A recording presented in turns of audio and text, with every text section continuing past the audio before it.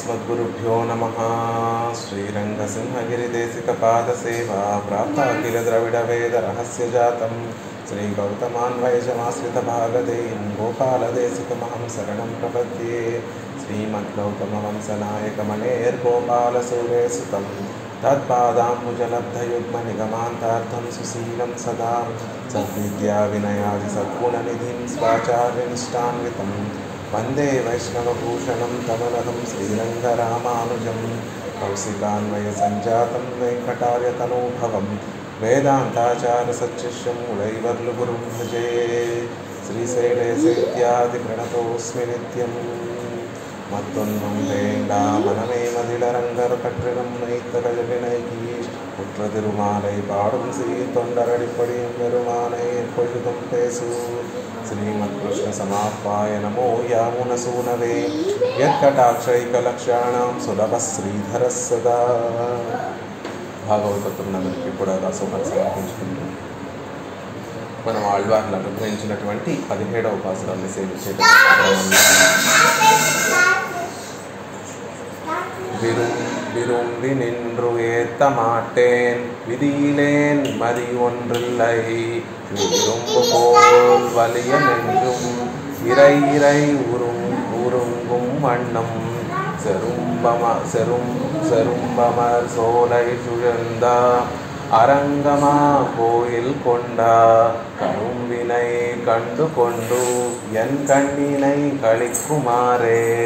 ఆళ్వార్లు పెరుమాళ్ళను అనుగ్రహించినటువంటి విశేష కటాక్షాన్ని కృపచేస్తూ మనకి మొదటి పాసురంలో తనలో అద్వైషాన్ని పుచ్చుకొని తనకి కలిగినటువంటి సందేహాలన్నిటినీ కూడా పెరుమాళ్ళ కృపతోటి ఎలా తొలగించారు అనేటటువంటిది మొదటి పాసురంలో అనుగ్రహించి, రెండవ పాసురంలో తన హృదయంలో పెరుమాళ్ళు వచ్చి చేరిపోయి ఆ హృదయంలో మనసులో అవధి లేనటువంటి ఆర్తిని పెరుమాళ్ల పట్ల ఆదరాన్ని పెరుమాళ్లే ఆ హృదయంలో ఉంచారు అని మనకు అనుగ్రహించి, ఇక మూడవ పాసురంలో మనసులో ఆదరం ఉంచినప్పటికీ కూడా ఇంద్రియాలు మన వశంలో లేకపోతే పెరుమాళ్ల కైంకర్యం మనం చేయలేము కాబట్టి ఆ ఇంద్రియాలని కూడా తన వశం చేసుకొని ఆ ఇంద్రియాలకి కూడా మనకి ఎలాంటి ఆనందాన్ని కలుగజేస్తాడో పరమాత్మ అలాంటి సమానమైనటువంటి ఆనందం ఆ ఇంద్రియాలకి కూడా కలగజేస్తున్నాడు. అంతేకాకుండా పెరుమాళ్ళ కైంకర్యం చేయడానికి ఆ ఇంద్రియాలు ఒకదానితో ఒకటి పోటీ పడుతూ మేమన్నీ కైంకర్యం చేస్తాం, మేము సర్వవిధ కైంకర్యాలు సర్వకాలాల్లో సర్వ అవస్థల్లో మేము కూడా కైంకర్యం చేస్తామని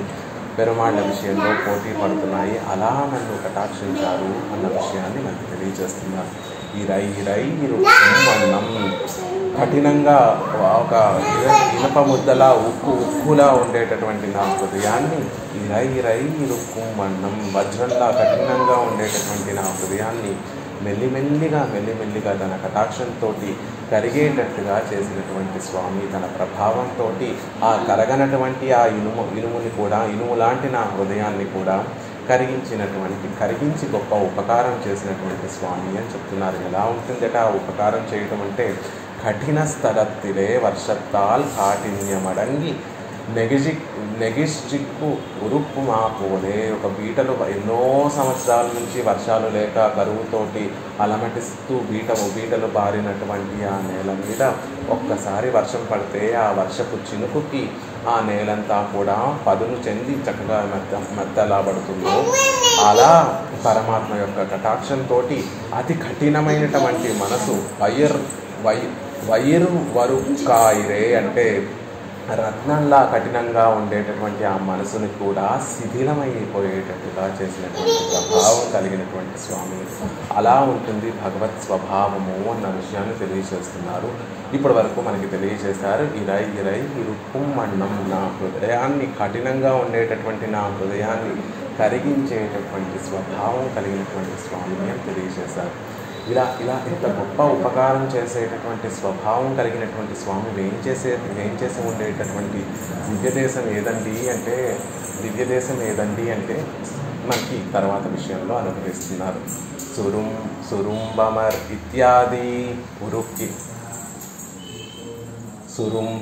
ఇత్యాది ఉరుక్కిన విషయందాన్ ఇరుక్కిరపడి. ఇప్పుడు వినిపిస్తూ ఉంటాము అలా ఉరుక్కిన విషయందాన్ ఇరుక్కిరపడి, ఇలా కరిగించేటటువంటి విషయం, మనసుని సైతం శిథిలం, అతి కఠినంగా ఉండేటటువంటి ఆ మనసును సైతం శిథిలంగా మార్చేటటువంటి ఆ విషయము ఇరుక్కిరపడి వేయించేసి ఉండేటటువంటి చోటేది అంటే మనకి కృప చేస్తున్నారు. మనకి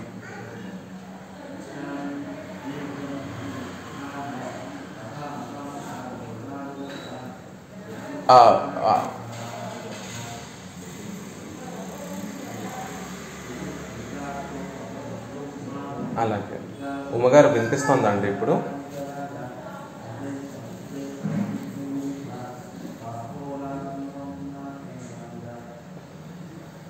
అవునండి. ఒకసారి చూద్దాం, ఒక 2 నిమిషాలు టైం ఇద్దాము, అది కూడా సెట్ అవుతుందేమో. తర్వాత మీకు మళ్ళీ జాయిన్ అయ్యారు. వినిపిస్తుందా ఉమ్మగారు ఇప్పుడు? హలో,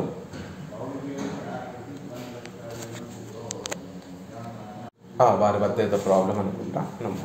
హోస్ట్ అవకాశంగా సేవించేటటువంటి ప్రయత్నం చేద్దాం. ఉరుక్కిన విషయం దాని ఇరుక్కిరపడి, ఆ కరిగించేటటువంటి స్వభావం కలిగినటువంటి ఆ విషయము, ఆ పరతత్వము ఎక్కడ వేయించేసి ఉంటుంది అంటే దాన్ని అనుగ్రహిస్తున్నారు. సురుంబమర్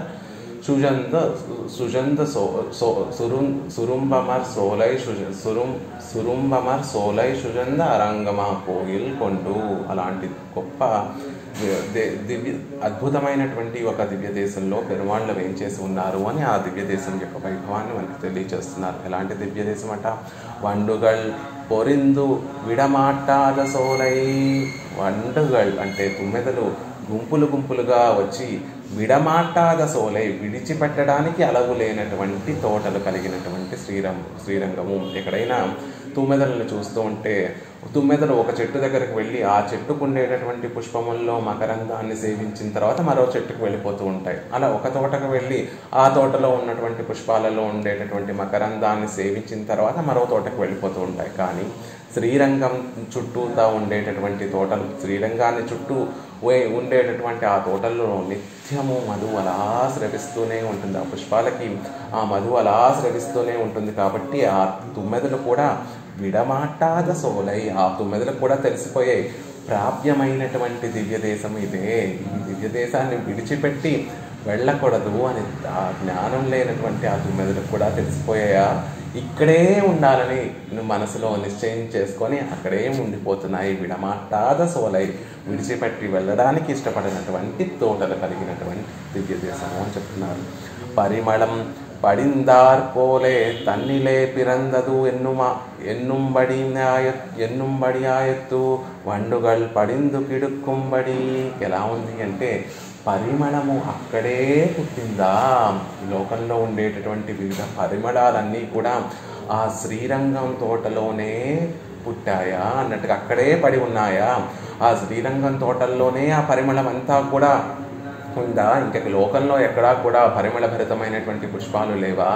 ఆ శ్రీరంగంలోనే పుట్టాయా ఈ పరిమళభరితమైనటువంటి పుష్పాలు. ఆ పరిమళం కూడా ఆ శ్రీరంగంలోనే ఉందా అన్నట్టుగా ఉందట అక్కడ తోటలన్నీ. అలాగే ఎలా అయితే పరిమళం అక్కడే పుట్టిందా అన్నట్టుగా ఎలా అయితే ఉన్నాయో ఆ తోటలు, ఈ తుమ్మెదలు కూడా అక్కడే పుట్టాయా అంటే మామూలుగా సహజంగా ఎలా ఉంటుంది అంటే ఒక తోటలు, ఆ తోటల్లో పుష్పాలు ఉంటే ఎక్కడ నుంచో తుమ్మెదలన్నీ కూడా వచ్చి ఆ తోటలో వాలి అక్కడ ఉండేటటువంటి మధువుని సేవించి అక్కడి నుంచి వెళ్ళిపోతూ ఉంటాయి. కానీ శ్రీరంగంలో ఉండేటటువంటి తోటల యొక్క విశేషత ఏమిటంటే అక్కడ ఉండేటటువంటి తుమ్మెదలు ఎక్కడి నుంచో వచ్చినటువంటి తుమ్మెదలు కాదు, అక్కడే ఎప్పుడూ ఉండేటటువంటి తుమ్మెదల, అక్కడే పుట్టినటువంటి తుమ్మెదల, అక్కడే పడి ఉండేటటువంటి తుమ్మెదల అన్నట్టుగా ఉందట. ఆ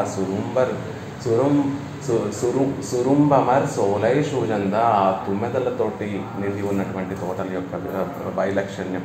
అలా ఎప్పుడూ కూడా భాగవతోత్తములతోటి, ఆచార్యులతోటి, ఆళ్వారులతోటి ఎలాంటి వారు వీరందరూ అంటే ఆ మధువునే సేవించేటటువంటి తదేక నిష్ఠులు, భగవద్ అనుభవాన్ని మాత్రమే ఆ శ్రీరంగనాథుడికి సంబంధించినటువంటి ఆ భోగ్యతని మాత్రమే నిత్యము అనుసంధానం చేస్తూ నిత్యము దాన్నే ఆనందిస్తూ ఎక్కడున్నవారు అక్కడే పడి ఉండి ఆ పెరుమాళ్ళ యొక్క వైభవాన్ని సేవించేటటువంటి వారందరూ కూడా వేంచేసి ఉండేటటువంటి దివ్య దేశము అంటున్నారు. ఒకసారి శ్రీరంగానికి వెళితే ఆ పెరుమాళ్ళ యొక్క వైభవాన్ని, పెరియ పెరుమాళ్ళ యొక్క వైభవాన్ని కనుక మనం ఒక్కసారి రుచి చూస్తే, ఆ పెరుమాళ్ళ యొక్క పాదపద్మముల యొక్క ఆ భోగ్యతని కనుక ఒకసారి మనం రసానుభవాన్ని కనుక మనం చేస్తే ఆ పాదపద్మాలను విడిచిపెట్టి ఎక్కడికి వెళ్ళలేం. చూసిన వారు చూసినట్టుగా అక్కడే పడి ఉండి నిత్యము కూడా వాటిని సేవిస్తూ ఉండాలి అని అనిపించేటటువంటిగా ఉంటుంది ఆ పాదపద్మముల యొక్క భోగ్యత. అలా అక్కడ ఉండేటటువంటి మహనీయులందరూ, భాగవతోత్తములందరూ కూడా శ్రీరంగనాథుడి యొక్క పాదపద్మముల నుంచి సేవించేటటువంటి మధువుని నిత్యము సేవిస్తూ అక్కడే పుట్టారా, అక్కడే ఉన్నారా ఎప్పటి నుంచో అన్నట్టుగా వేంచేసి ఉండేటటువంటి దివ్య దేశం. మధు మారినాలారిరే అదుకాల్ వాంగువదు. ఎప్పుడు ఆ తుమ్మెదలు పక్కకు వెళ్తాయి, పక్కకి కాలు మారుస్తాయి, పక్క వైపు తిరుగుతాయి అంటే ఆ పుష్పంలో సేవించేటటువంటి ఆ పుష్పంలో మధువు మారితేనే, మధువు అయిపోతేనే కదా పక్క పుష్పానికి వెళ్ళి వేరే మధువుని తాగడం కోసం కదులుతాయి. అలా కాకుండా ఆ తోటలలో పుష్పించేటటువంటి పూసినటువంటి ఆ పుష్పంలో స్రవించేటటువంటి మధువు నిత్యము వస్తూనే ఉంటుంది. ఎటువంటి ఎడతెరిపి లేకుండా నిత్యము అలా మధువు వస్తూనే ఉంటుంది. మధు మారువదు సెవ్వి మారిలే. ఎప్పుడు మారుతుంది ఆ మధువు అంటే ఆ పువ్వు యొక్క ఆ వికసించినటువంటి ఆ కాంతి ఎప్పుడైతే అంటే పువ్వు వాడిపోతే, పుష్పము వాడిపోతే, పుష్పము యొక్క కాంతి తగ్గిపోతే అప్పుడు మధువు అయిపోతుందే తప్ప ఆ పుష్పము యొక్క కాంతి ఎప్పుడూ ప్రకాశిస్తూ ఉంటుంది. సెవి అంటే ఆ నైగుణ్యము అంటారు. ఎప్పుడు వికసించి చక్కగా ఫ్రెష్గా ఉండేటటువంటి ఆ స్వభావం ఏదైతే ఉందో ఆ పువ్వులు శ్రీరంగంలో వేయించేసి ఉండేటటువంటి ఆ పుష్పములు వాటి యొక్క కాంతి, వాటి యొక్క సహజంగా ఉండేటటువంటి ఆ మెరుపు ఎప్పుడూ తగ్గదట. అంటే ఆ వాడటమే తెలియనటువంటి పుష్పములు కలిగినటువంటి తోటలతోటి నిండబడినటువంటి శ్రీరంగము. అలాగే ఎవరైతే ద్వయము అర్థానుసంధానం చేస్తూ ఆ శ్రీరంగనాథుడి యొక్క పాదపద్మములను సేవిస్తూ ఉంటారో వారి హృదయంలో నిత్యము కూడా ఆనందం అనేటటువంటి మధువు అలా స్రవిస్తూనే ఉంటుంది. ఇక్కడ పువ్వులు అంటే ఆ శ్రీరంగనాథుడి యొక్క పాదపద్మములు. ఆ పాదపద్మముల్ని మనకి అనుష్ఠాన పర్యంతము ఉంచుకోవడానికి ఉపయుక్తంగా ఉండేటటువంటి మంత్రము ద్వయమంత్రము. అలా నిత్యము అక్కడ ఉండేటటువంటి శ్రీరంగంలో వేయించేసి ఉండేటటువంటి ఆచార్యులందరూ భగవతి రామానుజుల వారైతే ఏమి, ఆ చివరిగా ఉండేటటువంటి మనవాడ మామూలులైతే ఏమి నిత్యము కూడా ఆ అధరములు వారి నోటితో తిరువాక్కుతోటి నిత్యము ఆ ద్వయాన్ని అనుసంధానం చేస్తూ అక్కడ మధువుని నిత్యం సేవిస్తూ ఆ శ్రీరంగనాథుడి యొక్క పాదపద్మముల నుండి స్రవించేటటువంటి ఆ మధువుని నిత్యము సేవిస్తూ ఆ మధువు కూడా ఎలా ఉంటుంది అంటే మారదు. ఆ ఆనందానుభవంలో అసలు మార్పే రానటువంటి ఆనందానుభవాన్ని అనుభవిస్తూ, ఎందుకు మారదు అంటే ఆ పాదపద్మముల్లోని భోగ్యత మారితే కదా ఆనందంలో మార్పు అనేటటువంటిది వస్తుంది. ఆ పాదపద్మంలో భోగ్యత మారదు అని చెప్తున్నారు. ఆగా నిత్య వాసంతమాన సోలయ్యంగై. ఎక్కడైనా లోకంలో వసంతకాలం అనేటటువంటిది ఒక 2 మాసాలు 3 మాసాలు వస్తూ ఉంటుంది. ఆ 2 మాసాలు వసంతకాలం అనేటటువంటిది వస్తుంది. కానీ శ్రీరంగంలో నిత్యము వసంత మాసమే. నిన్న జయ గారు చెప్పినట్టుగా ఏ సీజన్లో దొరకనటువంటి ఆ పళ్ళు కూడా శ్రీరంగంలో నిత్యము లభిస్తూ ఉంటాయి. ఎందుకు అంటే అక్కడ నిత్య వసంతకాలమే ఉంటుంది. ఎందుకున్నదండి? పెరుమాళ్ళకే అలాంటి వైభవం ఉంటే పెరియ పెరుమాళ్ళు వేయించేసే ఉండేటటువంటి చోటు ఇది కదా, దివ్య దేశం ఇది కదా. ఎందుకు ఉండదు? నిత్యము వసంతమే ఉంటుంది. రామచంద్రుడికి దశరథ మహారాజు ముందు పట్టాభిషేకం చేయాలని నిర్ణయించినటువంటి ఆ సందర్భంలో చైత్రమాసం వచ్చిందట. చైత్రమాసం రాగానే అక్కడ ఉండేటటువంటి ఆ అయోధ్యలో ఉండేటటువంటి ఆ చెట్లన్నీ కూడా తమకి అభిషేకం జరుగుతున్నాయా అన్నట్టుగా అవన్నీ కూడా చక్కగా పూచి చక్కగా పళ్ళన్నీ కూడా సిద్ధపరిచి రామచంద్రుడి యొక్క పట్టాభిషేకం కోసం అవి కూడా వేచి ఉన్నాయట. ఎప్పుడైతే రామచంద్రుడి యొక్క పట్టాభిషేకం మరలిపోయిందో, కుదరలేదో, అది చేయడానికి అవకాశం లేకపోయిందో, రామచంద్రుడు ఎప్పుడైతే అరణ్యవాసం చేయడానికి సిద్ధపడ్డాడో అలా అరణ్యానికి వెడలిపోతుంటే రామచంద్రుడు ఆ అరణ్యానికి వెళ్ళిపోతున్నటువంటి రామచంద్రుడిని చూసి అక్కడ ఉన్నటువంటి అయోధ్యావాసులందరూ కూడా కన్నీరు మున్నీరై దుఃఖిస్తున్నారట. అయోధ్యావాసులే కాదు, చైత్రమాసమైన వసంత ఋతువైన అయోధ్యలో ఉండేటటువంటి చెట్లు ఏ ఒక్క చెట్టుకి కూడా చిగురు రాలేదట. ఏ ఒక్క చెట్టు కూడా పూలతో లేదట. ఎందుకంటే రామచంద్రుడు అయోధ్యను విడిచి అరణ్యానికి వెళ్ళిపోయాడు కాబట్టి.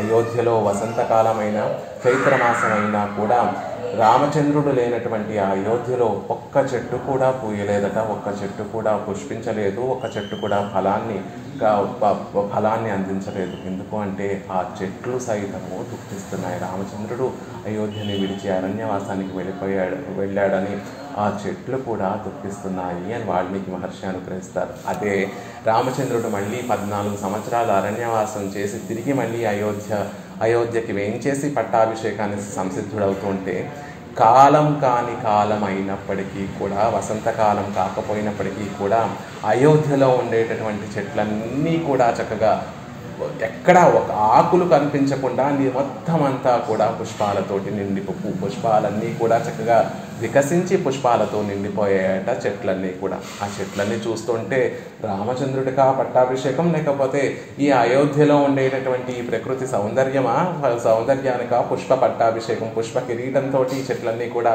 అలంకరించుకున్నాయా అన్నట్టుగా రామచంద్రుడి యొక్క పట్టాభిషేకాన్ని చూడడానికి ఎలా అయితే సామంతరాజులందరూ కూడా చక్కగా తయారై ముస్తాబై వారి చక్కటి కిరీటాలు ధరించి సామంతరాజులందరూ కూడా రామచంద్రుడి యొక్క పట్టాభిషేకాన్ని సేవించడానికి ఎలా అయితే వస్తున్నారో అలా అయోధ్యలో ఉన్నటువంటి ఆ చెట్లన్నీ కూడా తాము కూడా అందంగా ముస్తాబైపోయి ఆ పుష్ప కిరీటాలు విలక్షణంగా ఉండేటటువంటి ఆ పుష్ప కిరీటాలన్నీ కూడా అవి కూడా ధరించి రామచంద్రుడి యొక్క పట్టాభిషేకాన్ని సేవించడం కోసం అవి కూడా సిద్ధపడిపోయాయట. అలా పెరుమాళ్ళు ఎక్కడ వేయించేసి ఉంటే అక్కడ నిత్య వసంతంగా ఉంటుంది.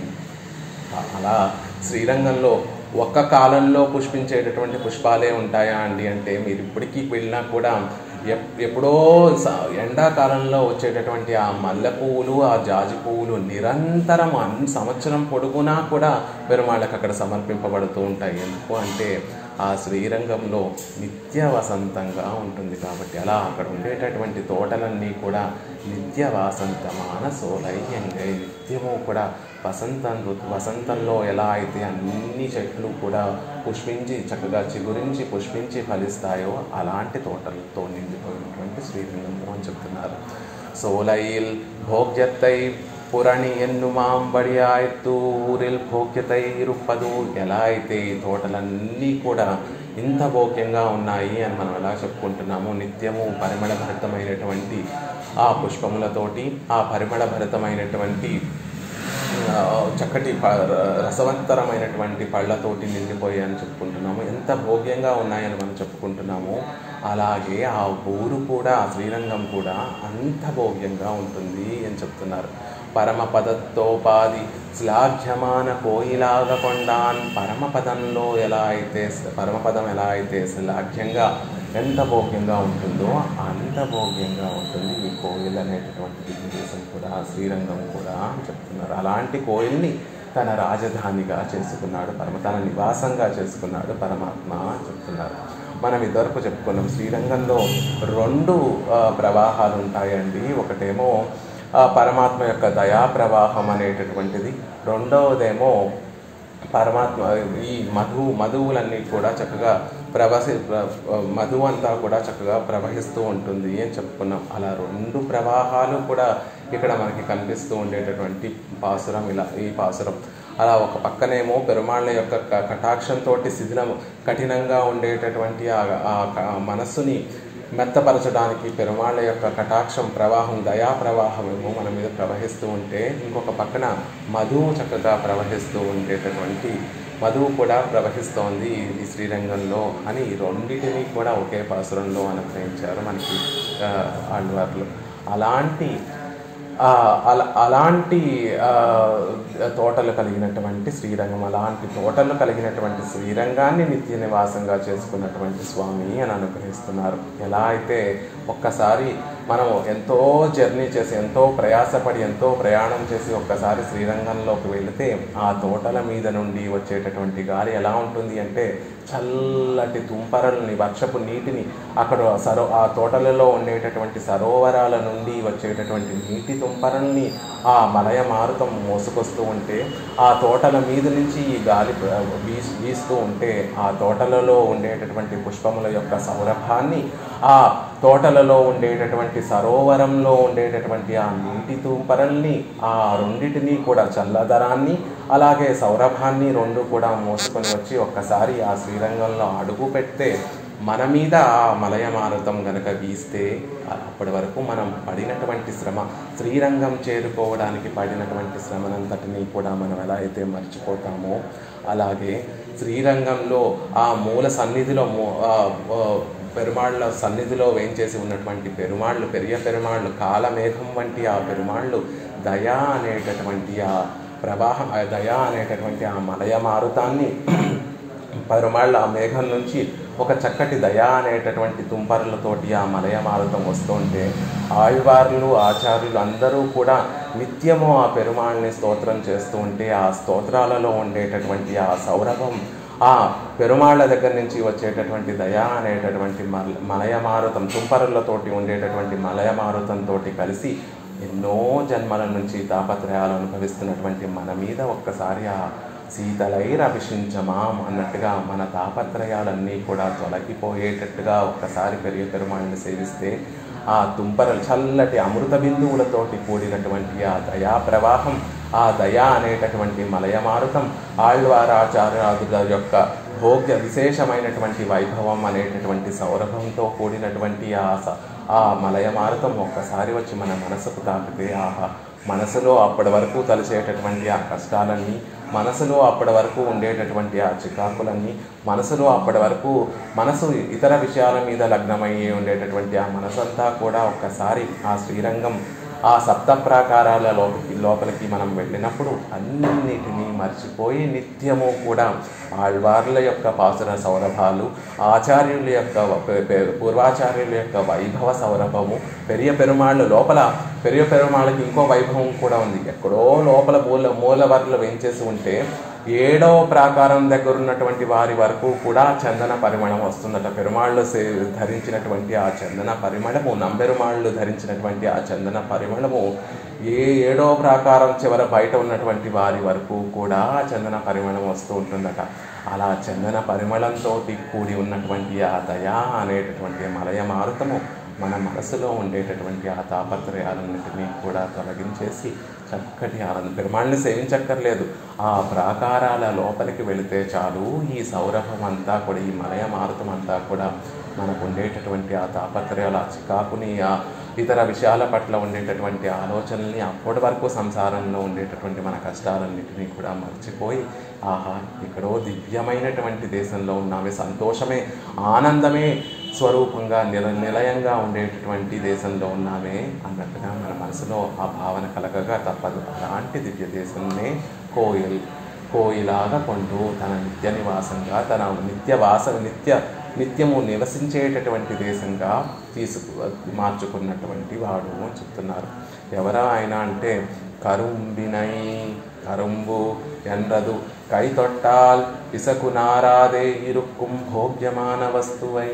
కరుంబు అంటే ఒక్కసారి చేతికి అందితే మళ్ళీ తిరిగి ఇవ్వలేనటువంటి భోగ్యమైనటువంటి వస్తువు ఏమిటి అంటే చెరుకు గడ. ఎవరైనా మనకు ఒక చెరుకు గడ ఇస్తే అది మళ్ళీ ఇంకెవరికైనా ఇవ్వగలమా? తిరిగి ఇవ్వలేము. ఆ చెరుకు గడలో ఉండేటటువంటి ఆ మాధుర్యాన్ని ఒకసారి అలవాటు పడినటువంటి మన జిప్ప మళ్ళీ ఆ వస్తువుని మళ్ళీ తిరిగి ఇంకోరికి ఇవ్వమంటే ఎలా అయితే ఇవ్వలేదో అలా ఒక్కసారి శ్రీరంగనాథుని సేవిస్తే మళ్ళీ మనసు ఆ రంగనాథుని కాకుండా మత్తొండ్రు కానావే, మరేమి నాకు అక్కర్లేదు, ఆ పరమపదంలో ఉండేటటువంటి పరమపదనాథుని సేవ కూడా నాకు అక్కర్లేదు అనిపించేటటువంటి భోగ్య వస్తువు.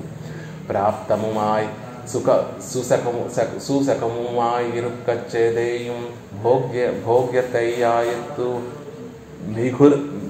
మిక్కిరు ఇరుప్పదు. ఇంత భోగ్యంగా ఎందుకుంటుంది అంటే ప్రాప్యమైనది కాబట్టి. ఆత్మకి సహజంగా న్యాచురల్గా ఏదైనా ఒకటి మనకి కంపాటబుల్గా ఉంటుంది, న్యాచురల్గా ఏదైనా మనకి పొందాలి అని ఉండేటటువంటిది అది ఎప్పుడూ కూడా భోగ్యంగా ఉంటుంది. ఎప్పుడూ కూడా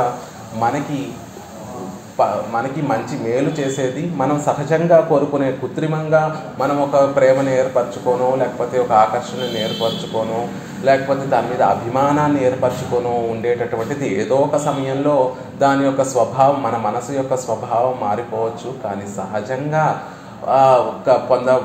పొందబడేటటువంటిది ఎప్పుడూ కూడా భోగ్యంగా ఉంటుంది. కాబట్టి ప్రాప్తము ఆత్మకి ఆ పరమాత్మ యొక్క సేవే ప్రాప్యము కాబట్టి నిత్యము భోగ్యంగా ఉంటుంది. అలా ప్రాప్యమైనప్పటికీ కూడా పొందడానికి కష్టంగా ఉందనుకోండి, అప్పుడు కష్టపడి దాన్ని పొందాలనుకోండి, అప్పుడు కూడా ఆ ఆదరం అనేటటువంటిది, ఆ అభిమానం అనేటటువంటిది స్థిరంగా ఉండదు. కానీ ఈ విషయం ఎలాంటిది అంటే సుసకము మా ఇరుక్కచ్చేది. ఎంత సౌలభంగా దొరికేటటువంటి వస్తువు అండి, ఎంత సులభంగా దొరికేటటువంటి భోగ్యత. ఏమైనా కష్టపడాలా, ఇక్కడ హాయిగా మన ఊరిలో ట్రైన్ ఎక్కితే అక్కడ దిగి చక్కగా పెరుమాళ్ళ సన్నిధిలోకి వెళ్ళి పెరుమాళ్ళ సేవ చేసుకునేటటువంటి సుఖంగా ఉండేటటువంటిది కదా. దానికోసం తప్ప ఏమైనా కష్టపడాలా, శరీరాన్ని కష్టపెట్టాలా, లేకపోతే మనసు ఇంద్రియాలన్నింటినీ కూడా నిర్బంధించి ఏమైనా తపస్సులు చేయాలా? అవసరమే లేదు. ఎప్పుడు అది కావాలంటే అప్పుడు చక్కగా నడుచుకుంటూ వెళ్ళి సేవించుకోగలిగినటువంటి సుఖమైనటువంటి తత్వము కదా అంటున్నారు. అందుకని ఇంకా భోగ్యాతిశయంగా ఉంది అని చెప్తున్నారు. కన్నల్ ఎన్నాదొషిందు పాక విశేషత్తాల్ ఆక్కనాయ్ వంద సారస్యమన్రు సత్తా ప్రయుక్తమాన సారస్యమెంగైకాగా. అదేంటండి, కన్నాలని చెప్పచ్చు కదా, అంటే కలకండ అని చెప్పచ్చు కదా, కరుంబు అని చెప్తున్నారు ఎందుకు, చెరుకు గడ అని చెప్తున్నారు ఎందుకు? అలా చెప్పకుండా హాయిగా నోట్లో వేసుకునేటటువంటి కన్నాల్ అంటే కలకండ అని చెప్పచ్చు కదా. చెరుకు గడ అంటే మళ్ళీ దాన్ని ముక్కలు చేసుకోవాలి, పైన ఉండేటటువంటి వాటిని అన్నింటినీ కూడా తీయాలి. అలా కాకుండా కేవలం హాయిగా నోట్లో వేసుకునేటటువంటి కలకండ అని చెప్పచ్చు కదా అంటే కాదు. ఆ కలకండ తయారవడానికి చాలా కష్టపడవలసి వస్తుంది. ఒకరు దాని రసం తీయాలి, ఆ రసాన్ని బాగా మరగపెట్టాలి, అప్పుడు ఆ కలకండ అనేటటువంటిది తయారవుతుంది. అంటే పాక విశేషత్తాల్ ఆక్కనాయ వందు రసారస్యమన్రు.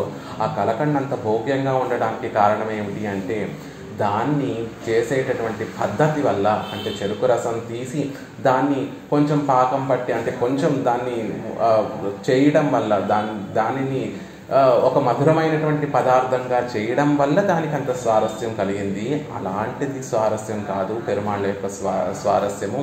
సత్తా ప్రయుక్తమాన సారస్యమే, మన సత్తునే నిలబెట్టేటటువంటి సహజమైనటువంటి భోగ్యం ఇది. దానిని మళ్ళీ ఎవరో దాన్ని మార్చి ఇంత భోగ్యంగా ఉంటుంది అని చెప్పనవసరం లేదు. ఒక్కసారి ఇవన్నీ వినవలసినటువంటి అవసరమే లేదు. ఏమీ విననటువంటి వారు కూడా వెళ్ళి ఒకసారి పెరుమాళ్ళని సేవిస్తే ఎవ్వరూ చెప్పనవసరటువంటి అవసరం లేకుండానే ఆయన భోగ్యమైనటువంటి వాడు అని తెలుస్తుంది. కాబట్టి చెరుకు సహజమైనటువంటి చెరుకు గడ వంటి వాడు అని చెప్తున్నారు. మిగతా ఇప్పుడు కలకండలాగా ఎవరో ఈయనంత భోగ్యమైనటువంటి వాడట, ఆయన పాదములు చక్కగా వికసించినటువంటి పద్మముల్లా ఉంటాయట, ఆయన భుజములు చక్కగా వ్యాపించి ఉండి మనని దగ్గరికి చేర్చుకునేటట్టుగా ఉంటాయట, ఆయన చిరునవ్వు మనని ఆహ్వానించేటట్టుగా ఉంటుందట, ఆయన ధరించినటువంటి ఆ శంఖచక్రాలు మనల్ని రక్షించడం కోసమే అట అని ఎవరు చెప్పకపోయినా కూడా వెళ్ళి ఒకసారి ఆ పెరుమాళ్ళని, ఆ నెమ్మెరుమాళ్ళని చూస్తే ఆయన అందానికి వసూలైపోతారు. అది సత్తా ప్రయుక్తమాన, ఎవరు చెప్పవలసినటువంటి, చెప్తే వచ్చేటటువంటి భోగ్యాతిశయం కాదు, సహజంగా వచ్చేటటువంటి భోగ్యాతిశయం. అందుకే కరుంబు అని చెప్పారు, చెరుకు గడ వంటి స్వభావం కలిగినటువంటి వాడు అని చెప్తున్నారు. అంతేకాకుండా పెరుమాళ్ళు ఎలాంటి వారు అంటే రసో వై సహ ఎన్నక్కడ వదిలే. లోకంలో ఉండేటటువంటి అన్ని రసాల కన్నా కూడా ఎంతో భోగ్యమైనటువంటి రసస్వరూపుడు ఆ శ్రీమన్నారాయణుడు. కాబట్టి అలాంటి శ్రీమన్నారాయణుడు అలాంటి భోగ్యమైనటువంటి పదార్థము అని చెప్తున్నారు. అలాంటి పదార్థాన్ని కండుకొండు చూసి ఆనందింపచేశాడు ఆ సర్వేశ్వరుడైనటువంటి శ్రీరంగనాథుడు. ఆయన తిరుమేని సౌందర్యాన్ని, ఆయన కళ్యాణ గుణ విశేషాలన్నింటినీ కూడా నాకు దర్శింపచేసి నా రెండు కన్నుల యొక్క జంట రెండు కూడా ఆనందంతో తప్పిపోయి ఆనందంతో మునిగిపోయేటట్టుగా కటాక్షించాడు శ్రీరంగనాథుడు అని చెప్తున్నారు. ఎలాట నిధి ఎడుతుక్కొండు ఎన్నుమా పోలే, ఒక నిధిని మనం భూగర్భంలోంచి ఒక నిధిని కనుక పైకి తీస్తే అప్పటి వరకు ఎక్కడో ఇంట్లో లంక బిందెలు దాచిపెట్టారండి అని మనం ఎప్పుడో పూర్వాచారులు చెప్పారు. ఎవరో వచ్చి మనకి మీ పూర్వులు ఎవరో లంక బిందెలు దాచిపెట్టారట మీ ఇంట్లో అంటే, అప్పుడు వారు చెప్పినప్పటి నుంచి ఒక పక్క నుంచి తవ్వుకుంటూ వస్తున్నాం. ఏవి దొరకట్లేదే. ఎక్కడో చివరికి వెళ్తే ఎక్కడో చివరిలో కొన్ని రోజులు కొన్ని నెలల పాటు తవ్విన తర్వాత అప్పుడు ఒక రోజు తవ్వేటటువంటి అతను ఆ నిధి దొరికిందండి, ఏదో తగులుతోంది అని అనగానే ఎక్కడో ఉన్నటువంటి ఆ మాట విని మనం పరిగెత్తుకుంటూ వచ్చి ఆ ఆతృతతోటి ఆ ఆనందంతో ఎలా అయితే వేచి చూస్తామో, ఆ బిందెను అతను పైకి తీసినప్పుడు ఎంతైతే సంతోషపడతామో అలా ఉంటుంది సంతోషం పెరుమాళ్ళని సేవించినప్పుడు. ఇది కేవలం మన కోసం తెలియపరచడం కోసం చెప్పినటువంటి ఉపమానం. అలా కాకుండా అంతకన్నా కూడా భోగ్యాతిశయంగా ఉంటుంది పెరుమాళ్ళ యొక్క సౌందర్యము, పెరుమాళ్ళ యొక్క సేవ. అంత భోగ్యంగా నిధి ఎడుతుక్కొండు ఎన్నుమా పోలే, ఆ నిధిని తీసుకునేటప్పుడు ఆ లోపల ఉండేటటువంటి భూమిలో ఉండేటటువంటి నిధిని తీసుకునేటప్పుడు ఎంత ఆనందంగా ఉంటుందో అంత ఆనంద భోగ్యాతిశయంగా ఉంటారు పెరుమాళ్ళ యొక్క సేవ అని చెప్తున్నారు. పెరుమాళ్ళకి కూడా వైత్తమానిధి అని తిరునామం. ఆయన కూడా ఒక నిధి. ఏమిటి ఆయన మనకి కటాక్షించేటటువంటి ఐశ్వర్యము అంటే కైంకర్యం అనేటటువంటి ఐశ్వర్యాన్ని కటాక్షించేటటువంటి పెరుమాళ్ళు కాబట్టి వైత్తమానిధి. కుబేరుని యొక్క సర్వసంపదలో కూడా పరమాత్మ కటాక్షం చేత రక్షింపబడుతున్నాయి కాబట్టి ఆయనకు వైత్తమానిధి అని పేరు. అలా మనకి కూడా నిత్యము కూడా కైంకర్యానికి ఎటువంటి లోటు రాకుండా ఆ కైంకర్యం చేయడం వల్ల కలిగేటటువంటి పరమాత్మకి కలిగేటటువంటి ఆనందాన్ని చూసి మనం పొందేటటువంటి ఆనందాన్ని నిత్యము సంరక్షిస్తూ దాన్ని వృద్ధి చెందేటట్టుగా కటాక్షిస్తారు కాబట్టి పెరుమాళ్ళకి వైత్తమానిధి అని పేరు. అలాగే ఇక్కడ ఒక చక్కటి ఐతిహ్యం మన పూర్వాచార్యులు పరంపరలో వచ్చేటటువంటి ఐతిహ్యం గుర్తు చేసుకోవాల్సినటువంటి అవసరం ఉంది. యామునాచార్యుల వారు శ్రీమన్నాథమునుల యొక్క మనమలు తిరుమనమలు వారు నాథమునుల యొక్క మనుమలు అయినప్పటికీ కూడా చిన్నప్పుడే ఒకసారి ఒక పెద్ద రాజుగారి దగ్గర ఒక ఆస్థాన పండితుడు ఉంటే ఆ ఆస్థాన పండితుడు ఒక సవాలు విసురుతాడు. ఎవరు నన్ను ఓడించలేరు వాదనలో అనేటటువంటి ఒక సవాలు విసిరితే దానికి చిన్న వయసులో ఉన్నప్పుడే యమునాచార్యుల వారు ఆ రాజుగారి దగ్గర ఉండేటటువంటి ఆస్థాన పండితుడి దగ్గరికి వెళ్ళి నేను మిమ్మల్ని వాదనలో ఓడిస్తాను అని అంటారు. ఆ ముచ్చట వేసి ఆ రాజుకి రాణికి ఇద్దరికి కూడా పాపం పిల్లలు ఉండరు. వారు ఆ చిన్న బాలుడు వచ్చి ఇంత పెద్ద పండితుడితోటి వాదన గెలుస్తానని అంత చక్కగా ధైర్యంగా నిర్భయంగా చెప్తున్నాడు, అంత నమ్మకం విశ్వాసంతో చెప్తున్నాడు. అయితే అతను గెలిస్తే గనక మా అర్ధరాజ్యము ఆ పిల్లవాడికి ఇచ్చేస్తాము అని ఆ రాణి రాజు ఇద్దరు కూడా ప్రకటిస్తారు. ఆ యామునాచార్యుల వారు ఆ పండితోత్తములతోటి వాదనలో గెలిచి ఆ రాజు రాణి ఇచ్చినటువంటి ఆ అర్ధరాజ్యాన్ని స్వీకరించి ఆ రాజ్యాన్ని ఏలుకుంటూ మనలాగా నిత్యము సంసారంలో ఉన్నటువంటి వారయ్యారు. కానీ నాథమునుడి యొక్క శిష్యులు శ్రీరామమిశ్రులు అనేటటువంటి వారు నాథమునులు రామమిశ్రులకు చెప్తారు, మీరెలా అయినా మా మనుమడికి మా కులధనాన్ని వారికి అప్పచెప్పి ఈ సాంప్రదాయంలో వారు నా తర్వాత ఈ సాంప్రదాయాన్ని ప్రవర్తింపచేసేటటువంటి వారిగా మీరు తీర్చిదిద్దాలి అని శ్రీరామమిశ్రులకి ఆ బాధ్యతనంతటిని కూడా అప్పచెప్తారు.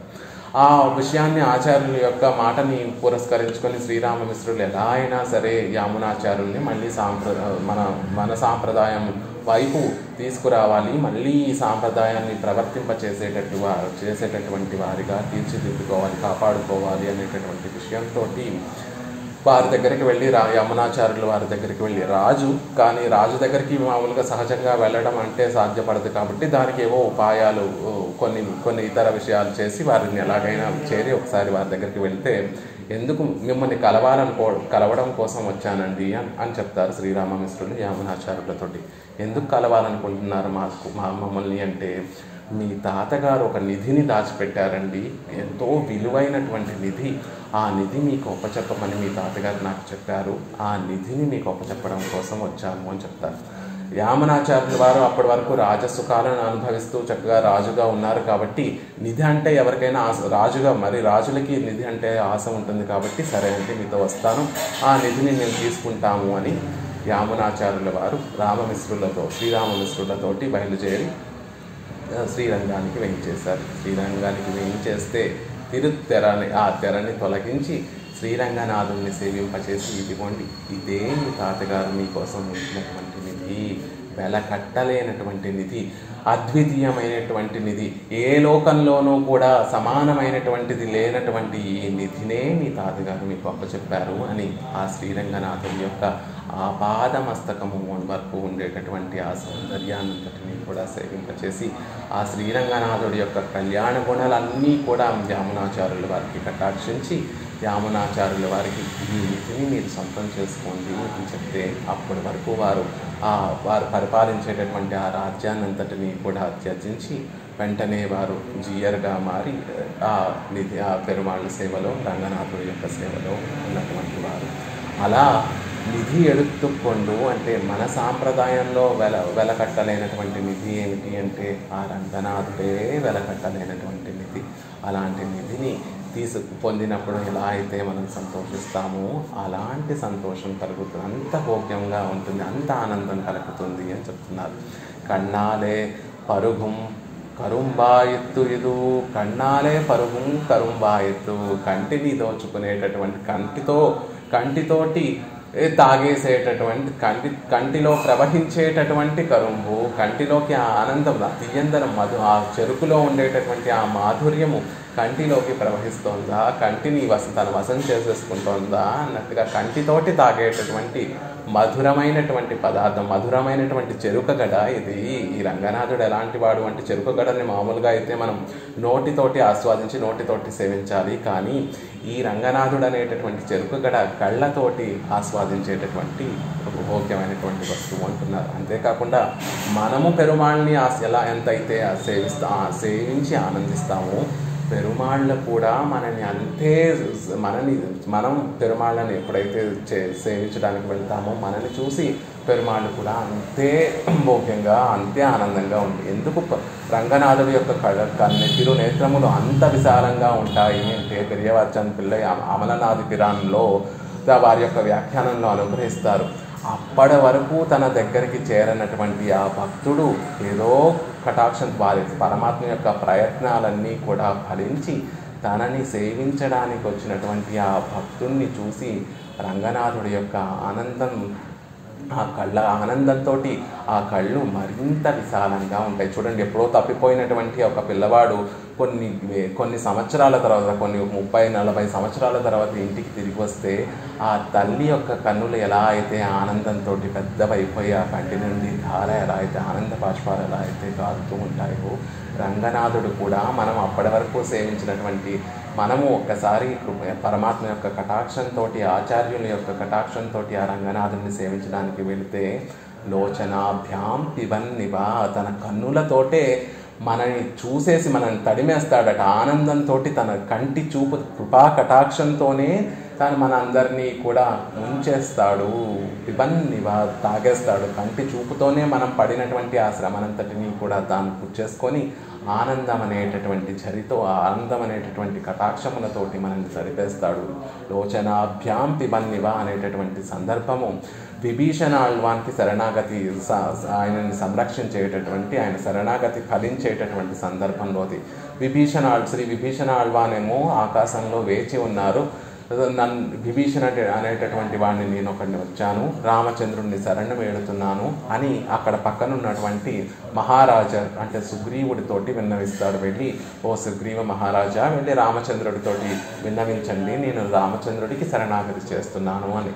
ఎప్పుడైతే శ్రీ మహారాజా సుగ్రీవర్ వచ్చి చక్రవర్తి తిరుమగనారైనటువంటి రామచంద్రుడికి ఈ విషయాన్ని తెలియచేస్తే వెంటనే శ్రీ విభీషణాళ్వాన్ని అనుగ్రహించకుండా అక్కడ వానరులందరూ కూడా ఒక సమావేశం ఏర్పరచుకొని ఈ రాక్షస కులానికి రావణాసురుడి యొక్క సొంత తమ్ముడు అని చెప్తున్నారు, అతన్ని మన గోష్ఠిలో చేర్చుకోవాలా వద్దా అని కొంచెం సమాలోచన అవుతుంది.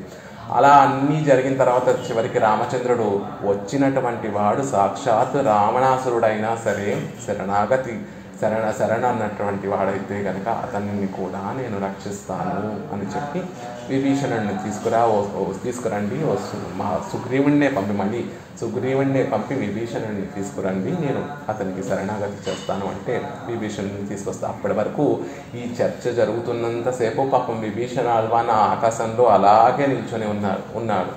కాబట్టి ఆ పడినటువంటి శ్రమంతా రామచంద్రుడు పాపం మనసులో దిగులుతోటి దుఃఖాన్ని అయ్యో శరణన్నటువంటి వాడిని వెంటనే రక్షించకుండా ఇంతసేపు వేచి ఉంచానే, ఇంతసేపు ఆ ఆకాశంలోనే వేచి ఉండేటట్టుగా చేశానే, ఈ శ్రమంతా పోయేటట్టుగా దుఃఖమంతా పోయేట రామచంద్రుడు ఇంతసేపు వేచి ఉండొచ్చాడే అనేటటువంటి భావమే కలగనివ్వకుండా లోచనాభ్యాం పిబన్నివ రామచంద్రుడు తన రామ కమలపత్రాక్ష అని మనం చెప్పుకున్నట్టుగా ఆ పారినటువంటి ఆ కమల దళముల వంటి ఆ తిరునేత్రములతోటి కృపా కటాక్షములతోటి విభీషణాళ్వాన్ని పైనుంచి కిందకి తన చూపులతోటి తడిమి ఆనందం అనేటటువంటి ప్రవాహంతో తను పడినటువంటి ఆ శ్రమనంతటిని కూడా తగ్గించి దగ్గరికి చేర్చుకొని కౌగిలించుకొని దగ్గరికి చేర్చుకొని తమ గోష్ఠిలోకి చేర్చుకున్నాడు రామచంద్రుడు.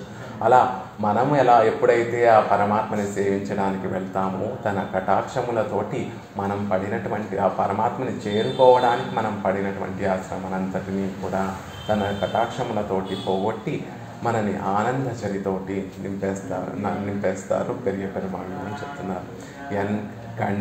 கண்ணினை கழிக்குமாறே நரகாவகமான விஷயங்களை கண்டு கழித்து போந்த என் கண்கள் கீடீரிவ்விஷயத்தை கண்டு கிழிக்கின்றன. నరకావహమ ఈ మనం చూసేటటువంటి విషయాలన్నీ కూడా ఎలాంటివి ఏంటి అంటే నరకావహములు, అంటే నరకానికి హేతు అయ్యేటటువంటి విషయములు. మనం చూసేటటువంటి అన్ని విషయములు కూడా ఆ చూడటం వల్లే, ఆ చెడ్డ విషయాలన్నిటినీ కూడా చూడటం వల్లే మనకి నరకం వచ్చేటటువంటిదిగా ఉంటుంది. అలా ఎన్ని రోజులు కూడా ఆ నా కళ్ళతోటి నరకానికి కారణమయ్యేటటువంటి విషయాలనే సేవిస్తూ వచ్చాను. ఇప్పుడు కదా ఏ విషయాన్నైతే చూడాలో ఆ విషయాన్ని నేను చూడగలుగుతున్నాను. ఏ విషయాన్ని చూస్తే నా కన్నులు సంతోషిస్తాయో ఆ విషయాన్ని చూసి ఆ ఆనందంలో మునిగిపోతున్నాను అని చెప్తున్నారు. కణ్ ఇణై అని ఒక చక్కటి ప్రయోగం చేశారు ఆళ్వార్లు. కన్నులు అని చెప్పచ్చు కదా, కన్ను అని చెప్పచ్చు కదా, అలా చెప్పకుండా నా కన్నుల జంట, ఇణై అంటే జంట అని అర్థం. అలా కన్నుల జంట అని ఆ రెండు కన్నుల యొక్క విషయాల్ని విడివిడిగా స్ఫురించేటట్టుగా చెప్పడం ఎందుకు అంటే దాని యొక్క అర్థాన్ని ఎంత భోగ్యంగా అనుగ్రహిస్తున్నారు చూడండి.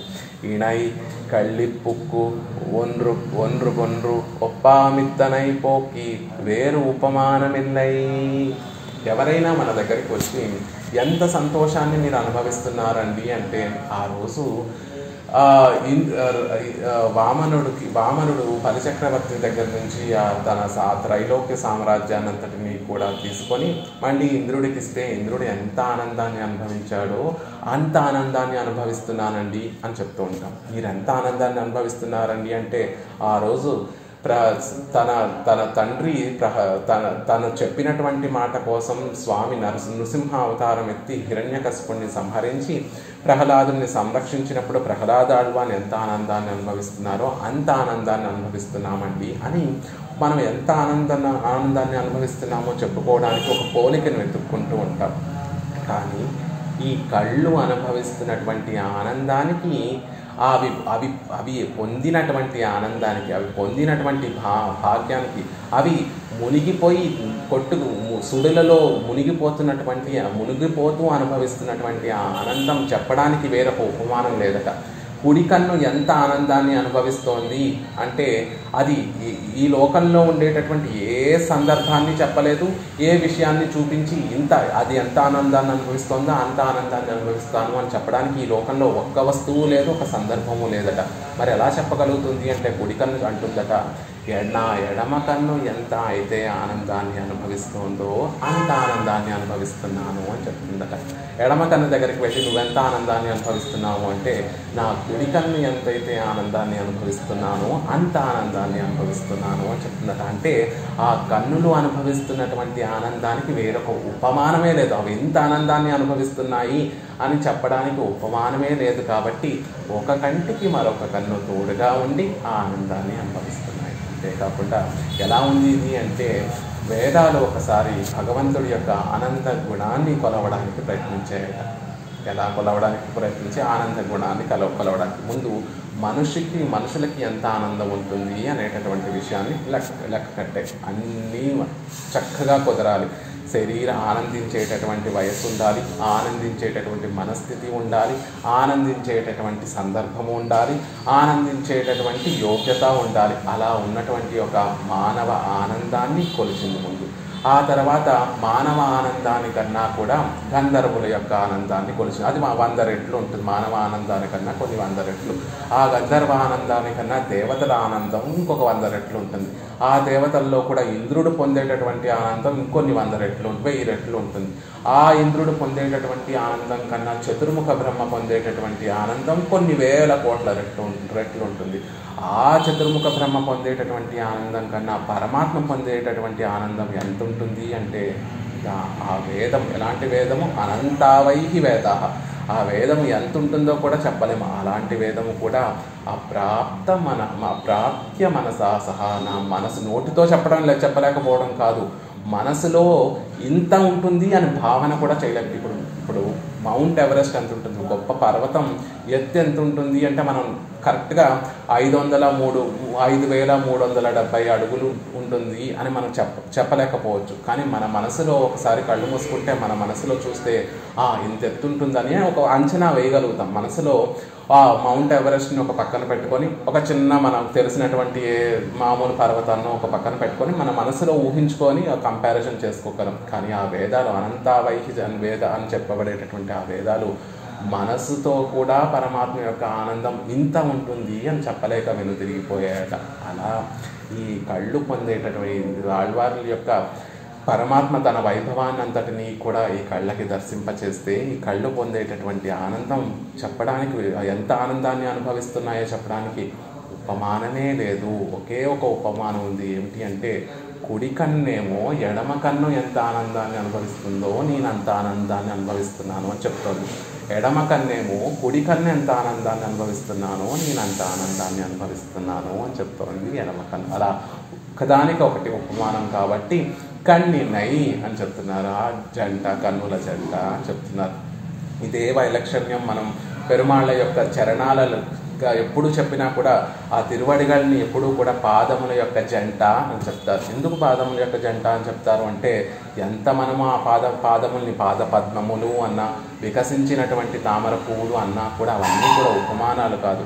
ఆ కుడి పాదము, పెరుమాళ్ళ యొక్క కుడి పాదములో ఉండేటటువంటి ఆ సౌందర్యాతిశయము, ఆ భోగ్యాతిశయము, దానికి ఏదైనా ఉపమానం ఉంది అంటే పరమాత్మ యొక్క ఎడమ శ్రీపాదమే ఉపమానంగా ఉంటుంది. పెరుమాళ్ళ యొక్క ఎడమ పాదంలో శ్రీపాదంలో ఉండేటటువంటి ఆ భోగ్యాతిశయము, సౌందర్యాతిశయంకి ఉపమానం ఏదన్నా ఉంది అంటే పెరుమాళ్ళ యొక్క కుడి శ్రీపాదమే ఉపమానంగా ఉంటుంది. అలా ఇక్కడ మన చర్మచక్షువులతోటి అది ఇప్పుడు ఎలా ఉంది ఈ ఆనందము అంటే అది తర్వాత చెప్తున్నారు. ఆ పాదముల కన్నుల యొక్క జంట అని చెప్తున్నారు. ఇంకొక విలక్షణత ఏమిటి అంటే ఎప్పుడూ కూడా పెరుమాళ్ళని సేవించాలి అంటే తనిగా సేవించకూడదు అని చెప్తారు. ఒక్కరుగా వెళ్ళి సేవించకూడదు పెరుమాళ్ళని. ఎందుకు అంటే ఒక 2 విధాలుగా ఉంటుంది. పెరుమాళ్ళని ఒక్కళ్ళగా సేవిస్తే పరిపూర్ణమైనటువంటి ఆనందము కలగదు. రెండో విధమే అది మాది మన వైపు నుంచి. పెరుమాళ్ళ వైపు నుంచి ఎలా ఉంటుంది అంటే, తనిగా వెళ్ళి పెరుమాళ్ళని సేవిస్తే ఆయన చూపించేటటువంటి ఆ సౌందర్యాతిశయంలో, ఆయన కటాక్షించేటటువంటి ఆ భోగ్యాతిశయంలో మనం కొట్టుకుపోతాం. కాబట్టి తనిగా వెళ్ళి పెరుమాళ్ళని సేవించుకుంటే ఎప్పుడూ కూడా ఒక భాగవతోత్తముల్ని పక్కన పెట్టుకొని ఆ ప్రవాహంలో, సౌందర్య ప్రవాహము, ఆ గుణ భోగ్యతా ప్రవాహంలో, కళ్యాణ గుణ భోగ్యతా ప్రవాహంలో కొట్టుకుపోకుండా పక్కన ఒక భాగవతోత్తముల్ని తోడుగా పట్టుకొని, వారి చేయి పట్టుకొని పెరుమాళ్ళని సేవించాలి. ఆ కన్నులు కూడా ఒక కన్ను మరొక కన్నుని తోడుగా తీసుకొని, కుడి కన్నేమో పెరుమాళ్ళని సేవించేటప్పుడు ఎడమ కన్నుని సహాయంగా తిరుత్తణి ఆ స్తంభాలు అక్కడ శ్రీరంగంలో మూలవర్ని సేవించేటప్పుడు మనకి అటు ఇటు స్తంభాలు ఉంటాయి. ఎందుకు అంటే ఆ పరమాత్మ యొక్క ప్రవాహం, సౌందర్య ప్రవాహంలో కొట్టుకుపోకుండా వాటిని పట్టుకొని భాగవతోత్తములందరూ కూడా ఎలా అయితే పెరుమాళ్ళని సేవిస్తారో, కుడి కన్నేమో ఎడమ కన్నుని పట్టుకొని కుడి కన్ను పెరుమాళ్ళని ఒకసారి సేవిస్తోందట. ఎడమ కన్ను సేవించాలనుకున్నప్పుడు ఎడమ కన్ను పెరుమాళ్ళని సౌందర్యాతిశయాన్ని సేవిస్తూ అప్పుడు కుడి కన్ను యొక్క ఆశ్రయ తీసుకుంటోందట. అలా ఒకరికొకరు తోడుగా ఉండడం కోసం కణ్ణినై ఆ నేత్రముల యొక్క జంట అని చెప్తున్నారు. ఎలా ఉంది ఆ నేత్రములో అనుభవించేటటువంటి ఆనందము అంటే, ముక్తర్ సామగానం పణ్ణి సదాదర్శనం పణ్ణి కళిక్కిర కళిప్పుం ఇక్కన్నాలే ఇప్పటి కళిక్కిర కళిప్పుక్కు సదృశమన్రివే. ఆ ముక్త పురుషులు నిత్యము సామగానం చేస్తూ సదా పశ్యంతి సూరయ అని చెప్పుతున్నటువంటి ఆ నిత్యులు, ముక్తులు నిత్యము వారి ఆనందం మనసులో ఇమడకాది బయటికి సామగానంగా ప్రవహిస్తూ వారు పరమాత్మని సదా నిత్యము దర్శిస్తూ పొందేటటువంటి ఆనందం కన్నా నా కన్నులు పరమాత్మ కటాక్షిస్తే ఆళ్వార్లు ఆళ్వార్ల యొక్క తిరునేత్రములు ఆ పెరుమాళ్ళని సేవిస్తూ ఉంటే ఆ తిరునేత్రములు పొందేటటువంటి ఆనందం చాలా గొప్పది అని చెప్తున్నారు. ఎందుకు అంటే, అక్కడికి వెళ్ళిన తర్వాత పరమాత్మ దదామి చక్షుహు దివ్య చక్షుహు అన్నట్టుగా ఆ పరమాత్మ యొక్క వైభవాన్ని సేవించడం కోసం పరమాత్మ మనకి దివ్యమైనటువంటి శరీరాన్ని కటాక్షిస్తాడు, దివ్యమైనటువంటి చక్షువుల్ని కూడా కటాక్షిస్తాడు. అలా పరమాత్మ అనుగ్రహించినటువంటి దివ్య చక్షువులతోటి మనం పరమాత్మని సేవిస్తే పొందేటటువంటి ఆనందం కన్నా చర్మ చక్షువులతోటి అదే గొప్ప ఆనందాన్ని ఇక్కడ శ్రీరంగనాథుడు మనకి సాయిస్తూ ఉంటే, చర్మ చక్షువులతోటి ఇంతవరకు చూడకూడనటువంటివన్నీ కూడా చూసి నరకావహములుగా ఉండేటటువంటి విషయాన్ని సేవించినటువంటి ఈ కన్నుల మీద దయ చూపించి ఈ కన్నులతో చర్మచక్షువులతోటి అంత భోగ్యాతిశయాన్ని మనకి కటాక్షిస్తూ ఉంటే దాన్ని అనుభవిస్తున్నటువంటి మన కన్నులు పొందేటటువంటి ఆనందము ఆ నిత్యులు ముక్తులు వారి యొక్క తిరునేత్రములు పొందేటటువంటి ఆనందం కన్నా గొప్పది. మనం పొందేటటువంటి ఆనందానికి అవధులు లేనటువంటి ఆనందాన్ని కటాక్షిస్తాడు శ్రీరంగనాథుడు ఇక్కడ ఈ లోకంలో అని చెప్తున్నారు.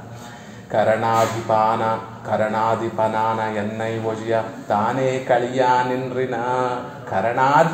కరణాధిపాన నాన మనస్సు, ఆత్మ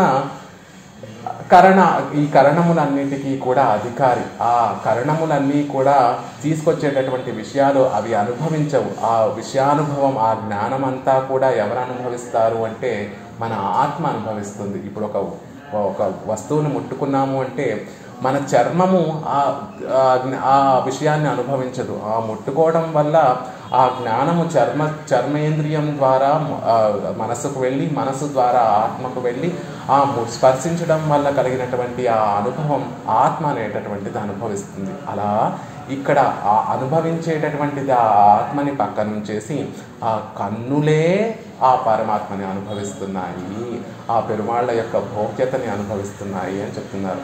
ఇంద్రియంగల్ జ్ఞాన ప్రసూతి ద్వారం ఎన్గిర అన్నిలే కులైందు చేతన సమాధియాలే తానే కలియనింద్రన. మనం చెప్పుకున్నట్టుగా ఇంద్రియములు కేవలము జ్ఞాన ప్రసూతి ద్వారములు, అంటే జ్ఞానాన్ని ప్రవహింపచేసేటటువంటి ద్వారములు.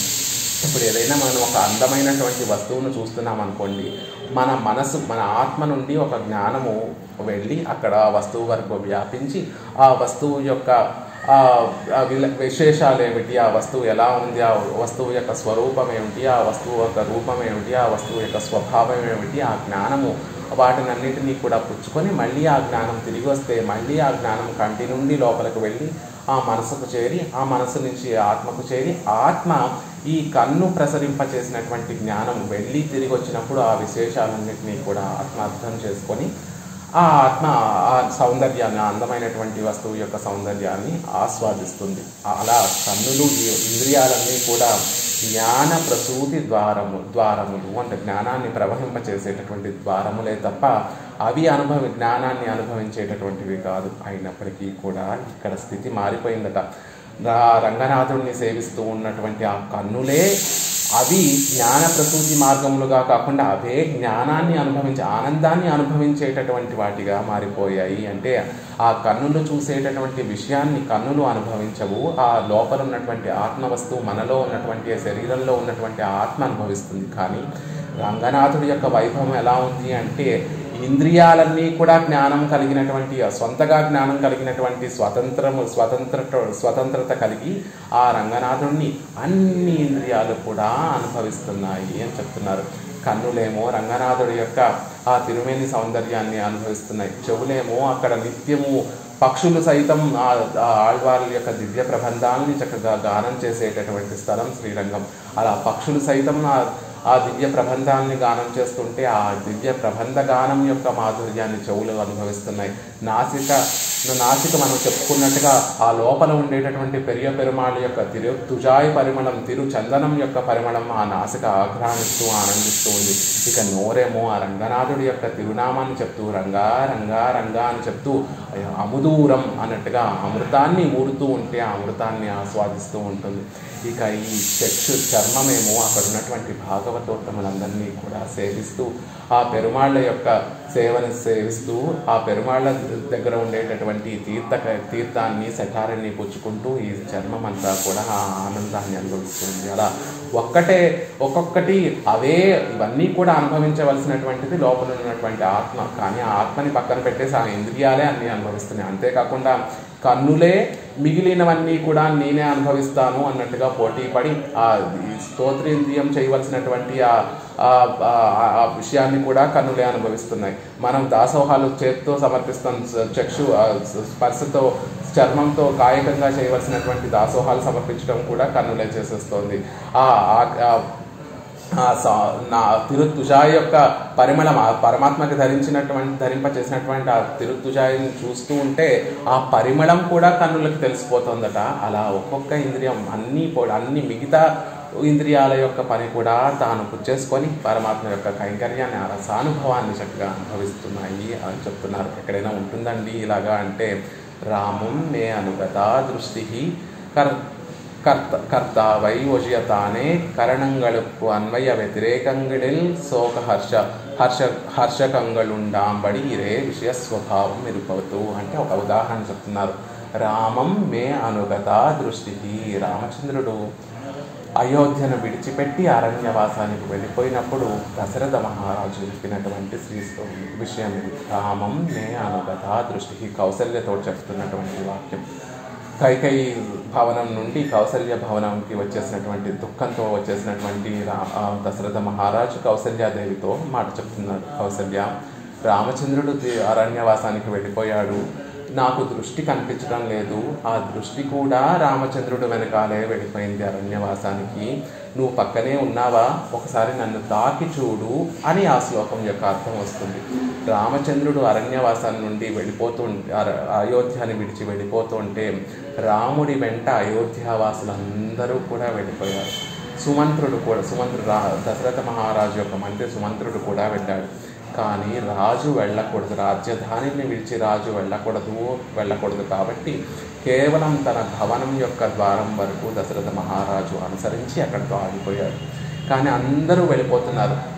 దశరథ మహారాజు అనుకుంటున్నాడట, అప్పుడు దశరథ మహారాజు చూపు కూడా రాముడి వెంట వెళ్ళిపోయిందట. వెళ్ళిపోతే దశరథ మహారాజు అనుకుంటున్నాడట, ఎలా అయినా సరే అయోధ్యావాసులందరూ కూడా రాముడిని ఒప్పించి, సుమంత్రుడు రాముడిని ఒప్పించి మళ్ళీ వెనక్కి తిరిగి తీసుకొస్తాడు, అప్పుడు నా చూపు మళ్ళీ నాకు కలిపొచ్చేస్తుంది అని ఎదురు చూస్తూ ఉన్నాడట. కానీ రామచంద్రుడు రాలేదు, దశరథ మహారాజు యొక్క చూపు తిరిగి రాలేదు. ఎలా అయితే మనం కొంతమంది బంధువులు వెళ్ళిపోతూ ఉంటే వారిని సాగనంపడం కోసం కొంత దూరం వెళ్ళి మళ్ళీ మనం ఇంటికి చేరిపోతాము, దశరథ మహారాజు అనుకుంటున్నాడట, నా చూపు కూడా రామచంద్రుడిని కొంతవరకు సాగనంపి ఎలా అయితే సుమంత్రుడు రామచంద్రుడిని లక్ష్మణుడిని సీతాదేవిని ఆ గంగా తీరం వరకు విడిచిపెట్టి మళ్ళీ సుమంత్రుడు ఎలా అయితే తిరిగి వచ్చేసాడో అలా నా చూపు తిరిగి వచ్చేస్తుందేమో అనుకున్నాడట రామచంద్రుడు. ఆ చూపు దశరథ మహారాజు రామచంద్రుడు రాలేదు, రామచంద్రుడితో వెళ్ళినటువంటి చూపు కూడా తిరిగి రాలేదట. ఎలా అయితే ఒక సముద్రంలో పడిపోయినటువంటి వస్తువు ఎలా అయితే మనకి మళ్ళీ లభ్యము కాదో అలా రామచంద్రుడి యొక్క వెనకాల వెళ్ళిపోయినటువంటి ఆ చూపు మళ్ళీ తిరిగి రాలేదు. ఇలా అనేక విషయాలు చెప్తారు పెరియవాచ్యాన్ని పిళ్ళై. ఈ శ్లోకానికి పెరియవాచ్యాన్ని పిళ్ళై వ్యాఖ్యానాన్ని అనుగ్రహిస్తూ తని శ్లోకం అనేటటువంటి ఒక గ్రంథంలో వ్యాఖ్యానాన్ని అనుగ్రహిస్తూ అద్భుతంగా అనుగ్రహిస్తారు. సముద్రంలో ఏదైనా వస్తువు పారేసుకుంటే మళ్ళీ మనకి దక్కుతుందా? ఎలా అయితే దక్కదో రామచంద్రుడి చూసినటువంటి చూపు, రామచంద్రుడితోటి వెళ్ళిపోయినటువంటి చూపు ఇంకా మళ్ళీ తిరిగి రాదు. అలా దశరథ మహారాజుకు తిరిగి రావట్లేదట. వెంటనే కౌసల్యాదేవితో అంటున్నాడట, ఒకసారి నన్ను తాకు అంటున్నాడట. అదేమిటి చూపు కనిపించట్లేదు అంటున్నాడు. ఆ పిల్లవాడేమో అరణ్యానికి వెళ్ళిపోయాడు, ఇప్పుడు తాకమంటున్నాడు ఏమిటి అనుకుంటోందట కౌసల్య. కానీ తాకిందట. ఎందుకు అంటే ఎలా అయితే చూపు కనిపించడం లేదో కనీసం మిగతా ఇంద్రియాలైనా పనిచేస్తున్నాయా లేదా అని టెస్ట్ చేసుకున్నాడట దశరథ మహారాజు. నాకు చర్మచక్షువులు మిగతా చర్మమైనా దాని స్పర్శ అనేటటువంటి ఇంద్రియం పనిచేస్తోందా లేదా అని డౌట్ వచ్చిందట దశరథ మహారాజుకి. అందుకే ఒకసారి కౌసల్యాదేవిని తాకమని అడిగాడు అని మనకి వ్యాఖ్యానాన్ని అనుగ్రహిస్తారు. రామచంద్రుడికి దృష్టి చిత్తాపహరుడు అనేటటువంటి తిరునామం సార్థకమైనటువంటి తిరునామం. తాను దశరథ మహారాజు దగ్గర ఉన్నప్పుడు తన మనసు ఎప్పుడో దశరథ మహారాజు మనసునెప్పుడో రామచంద్రుడు తన యొక్క కళ్యాణ గుణములతోటి ఆటపాటులతోటి తన వశం చేసుకున్నాడు. ఇప్పుడు అయోధ్య నుంచి అరణ్యానికి వెళ్ళిపోయినప్పుడు దశరథ మహారాజు యొక్క దృష్టిని కూడా అపహరించేసి రామచంద్రుడితో పాటే ఆ దృష్టి కూడా వెళ్ళిపోయింది. అలా దృష్టి చిత్తాపహారిణి, మన దృష్టిని మన మనసును హరించేటటువంటి వాడు రామచంద్రుడు. అలా రామచంద్రుడు వెళ్ళిపోవడంతో తన దృష్టి కూడా ఎలా అయితే దశరథ మహారాజు యొక్క దృష్టి కూడా రామచంద్రుడితో వెళ్ళిపోయిందో ఇక్కడ శ్రీరంగనాథుడిని సేవిస్తుంటే మన దృష్టి మన వశంలో ఉంది, మన నేత్రములు మన దృష్టి మన వశంలో ఉండకుండా ఆ రంగనాథుడు సేవింపచేసేటటువంటి ఆ ఆనందంతో మునిగిపోతున్నాయి అంటున్నారు. కర్తావై వజియతానే కరణంగళకు అన్వయ వ్యతిరేకంగళిల్ శోకహర్షంగల్ ఉండాంబడీరే విషయ స్వభావం ఎలా ఉంటుంది? శ్రీరంగనాథుడి యొక్క భోగ్యత ఎలా ఉంటుంది అంటే కర్త అక్కర్లేదు, లోపల ఉండేటటువంటి ఆ మనసు అక్కర్లేదు, లోపల ఉండేటటువంటి ఆ జీవుడు అక్కర్లేదు. ఆ కరణములే, ఆ ఇంద్రియములన్నీ అవే పరమాత్మని సేవించేటప్పుడు పొంగిపోతున్నాయి, ఆనందంతో పొంగిపోతున్నాయి. పరమాత్మ సేవ ఎప్పుడు దొరకట్లేదు, అప్పుడు శోకంతో నిండిపోతున్నాయి. అలా ఆ ఇంద్రియములన్నిటినీ కూడా తన వశం చేసుకొని ఆ ఇంద్రియాలకి కూడా భోగ్యాతిశయంతో ఆనందంతో ముంచేసేటటువంటి స్వామి అని కన్నీనై కళిక్కుమారే, నా కన్నులు ఆనందంలో మునిగి తేలుతున్నాయి కదా అని ఆళ్వార్లు అనుకరిస్తున్నారు. పెరుమాళ్ళకి ఋషికేశుడు అని తిరునామం. ఋషికేశుడు అంటే ఋషికములు అంటే ఇంద్రియములు, ఆ ఇంద్రియముల్ని తన వశంలో ఉంచుకునేటటువంటి వాడు అనేటటువంటి అర్థం. అలా ఎప్పుడైతే ఒక్కసారి పెరియ పెరుమాళ్ళని మనం సేవిస్తామో ఆ పెరియ పెరుమాళ్ళు తన సౌందర్యాతిశయంతో తన కళ్యాణ గుణాతిశయంతో మన ఇంద్రియాల్ని మనకి తెలియకుండా పెరుమాళ్ళు తన వశం చేసేసుకొని ఆనందాతిశయాన్ని అనుగ్రహిస్తూ ఉంటారు. కొన్నిసార్లు ఆ అనుభవం లోపించినప్పుడు ఆ ఇంద్రియాలన్నీ కూడా మరీ దుఃఖిస్తూ ఉంటాయి. ఆళ్వార్లు ఒక మాట చెప్తారు, రామచంద్రుడి యొక్క బాణాలు ఎదుట వారి యొక్క ప్రాణాలు మాత్రమే తీస్తాయి, రామచంద్రుడి యొక్క గుణములు భక్తులైనటువంటి వారి యొక్క మనసుని కూడా చీల్చివేసేసి నిత్యము కూడా దుఃఖాన్ని, అంటే రామచంద్రుడు గుణాలను తలుచుకోగానే రామచంద్రుడిని చూడాలనిపిస్తుంది. కానీ అలా ప్రత్యక్ష సమానాకారంగా రామచంద్రుడిని మనం దర్శించలేము. కాబట్టి ఆ ఇంద్రియాలన్నీ కూడా పరితపించిపోతూ ఉంటాయి. ఒకసారి ఆ గుణజితులు అంటారు, ఆ గుణాలకి జితులైపోయినటువంటి వారు కోలుకోవడం అనేటటువంటిది అసాధ్యం. ఒకసారి ఆ గుణాలకి ఈడుపడినటువంటి వారు మళ్ళీ ఆ గుణముల నుండి బయటికి రావడం అనేటటువంటిది అసాధ్యం. ఎయిదర్ ఆ గుణాలను తలుచుకుంటూ ఆనందంతో గడిపేస్తూ ఉంటారు, లేకపోతే ఆ గుణములు కలిగినటువంటి ఆ రామచంద్రుడు కంటికి కనబడట్లేదే అని దుఃఖంతో ఆ దుఃఖాలతోనే మునిగిపోతూ ఉంటారు. అలా ఆళ్వార్లు చెప్పినట్టుగా పరమాత్మ తన గుణాలతోటి మన మనసుకి ఆనందాన్ని దుఃఖాన్ని కలగజేస్తూ ఉంటారు అని చెప్తుంటారు. ఎలా చూడకుండా ఉండగలుగుతామంటే ఒకసారి ఇంద్రియములు ఆ పరమాత్మ వైభవాన్ని తెలుసుకున్న తర్వాత ఇతర విషయాల మీదకు వెళ్ళగలవా? వెళ్ళలేవు. ఎలా వెళ్ళలేవు అంటే ప్రహ్లాద ఆళ్వారు ఒక చక్కటి పద్యంలో చెప్తారు.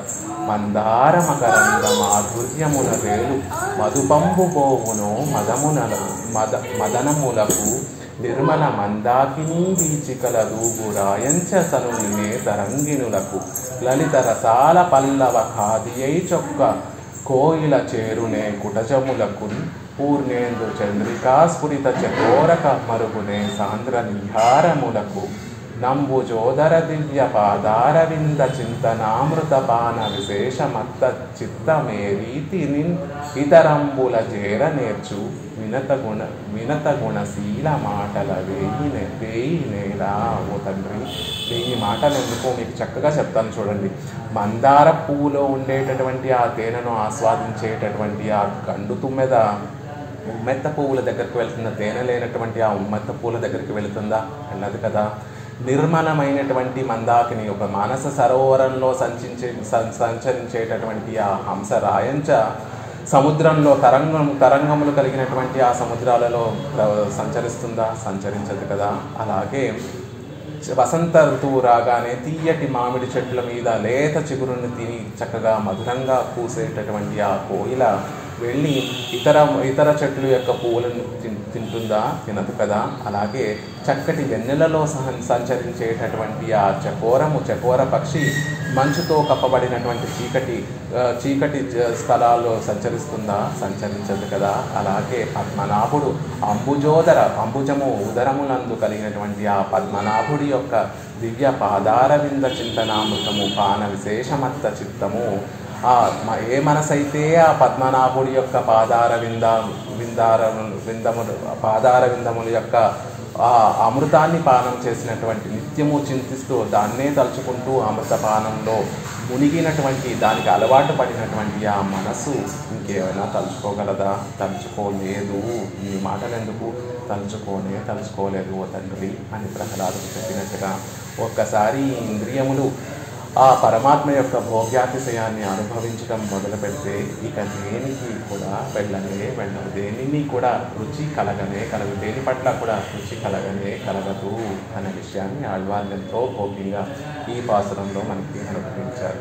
விரும்பினின்று ஏத்த மாட்டேன் விதியிலேன் மதி ஒன்றில்லை இரும்பு போல் வலிய நெஞ்சும் இறை உருங்கும் வண்ணம் சுரும்பமர் சோலை சுழந்த அரங்கமா கோயில் கொண்டா கரும்பினை கண்டு கொண்டு என் கண்ணினை களிக்குமாரே